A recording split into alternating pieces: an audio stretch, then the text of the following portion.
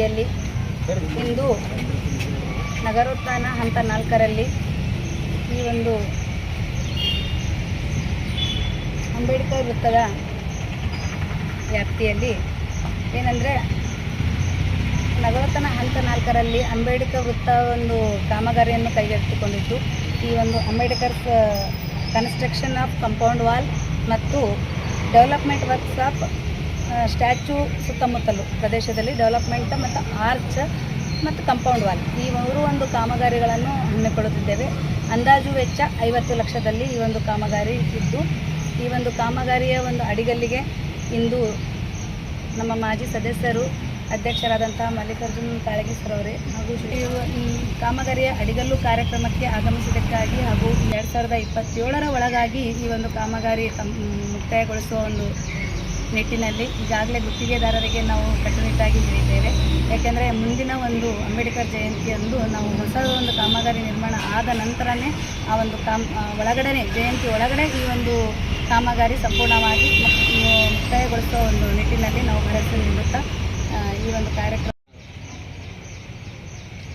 ಅವರ ಕಂಪೌಂಡು ನಿರ್ಮಾಣಕ್ಕಾಗಿ ನಗರೋತ್ಥಾನ 4ನೇ ಹಂತದಲ್ಲಿ 50 ಲಕ್ಷ ರೂಪಾಯಿ ಕಾಮಗಾರಿಯನ್ನು ಇಡಲಾಗಿತ್ತು. ಅದು ಇವತ್ತಿನ ದಿವಸ ಟೆಂಡರ್ ಕರೆದು ಇವತ್ತು ಮಾನ್ಯ ಮುಖ್ಯಾಧಿಕಾರಿಗಳು ಉದ್ಯೋಗ ಪೂಜೆಯನ್ನು ನೆರವೇರಿಸಿದ್ದಾರೆ.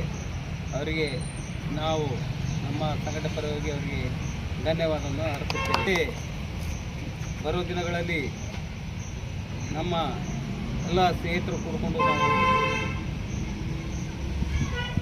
ಮಾನ್ಯ ಸಚಿವರಿಗೆ ಯಾಕಂದ್ರೆ ಅವ್ರ ನಿರ್ದೇಶನದಂತೆ ನಾವು ನೀವೆಲ್ಲರೂ ಕೂಡಿಕೊಂಡು ಸಚಿವರಲ್ಲಿ ಮನವಿ ಮಾಡಿದಾಗ ನಗರೋತ್ಥಾನ 4ನೇ ಹಂತದಲ್ಲಿ 50 ಲಕ್ಷ ರೂಪಾಯಿನೂ ಖುದ್ದಾಗಿ ಕಾಮಗಾರಿಗೆ ಒದಗಿಸಿದ್ದಾರೆ. ಆದ ಕಾರಣ ಬರ್ತಕ್ಕಂಥ ದಿನಗಳಲ್ಲಿ ಈಗ ಕಲಬುರಗಿ ಜಿಲ್ಲೆಯಲ್ಲಿ ಅತಿ ಹೆಚ್ಚಿನ ಮಹತ್ವ ಪಡೆದಿರ್ತಕ್ಕಂಥ ಕ್ಷೇತ್ರ ಅಂದರೆ ಚಿತ್ತಾಪುರ ಮತಕ್ಷೇತ್ರ.